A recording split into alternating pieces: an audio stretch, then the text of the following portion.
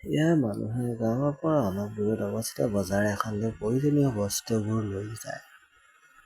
এদিন গাঁৱৰ বিজয় নামৰ ল'ৰা এটা তালৈ গৈছিল। এটা সময় আহিল যেতিয়া তেওঁ প্ৰতিদিনে সাজ-পোছাক পিন্ধি সেই বজাৰখনলৈ যাবলৈ ধৰিলে।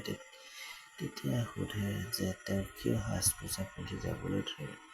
কথাটো হ'ল, এদিন বজাৰৰ মাজেৰে গৈ থকা এটি ছোৱালী দেখা লভিয়াকে সেই ছোৱালীজনীৰ পৰা চকু আঁতৰাই মাতিছিল আৰু তাৰ পিছত কিছুদিন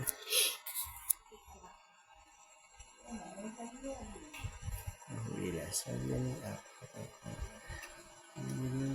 তাক দেখিলে। তাৰ পিছত কি দুয়োজনে ইজনে সিজনক চাই থাকে।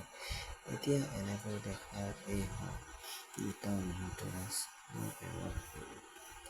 তাৰ পিছত কেইদিনৰ পিছত অভিয়াকে সাজ-পোছাক পিন্ধি প্ৰতিদিনে বজাৰলৈ যাবলৈ ধৰিলে আৰু তাৰ পিছত তেওঁ ইফালে সিফালে ছোৱালী এজনীক পাৰ হৈ গৈ আছে আৰু ল'ৰাটোৰ মুখৰ হাঁহি স্পষ্ট কৰি দিলে যে অভিয়াকে হৃদয়খনে তাইৰ বাবে অপেক্ষা কৰি আছে। ছোৱালীজনীয়ে মাকৰ লগত আহিছিল আৰু হাতত বেগ এটি লৈছিল, যিটো চাই এনে লাগিছিল যেন তাই কিবা বস্তু কিনিবলৈ আহিছে। সেই ল'ৰাটোৱে মাথো তাইৰ ফালে চাই আছিল। অলপ পিছত তাই গুচি যায়।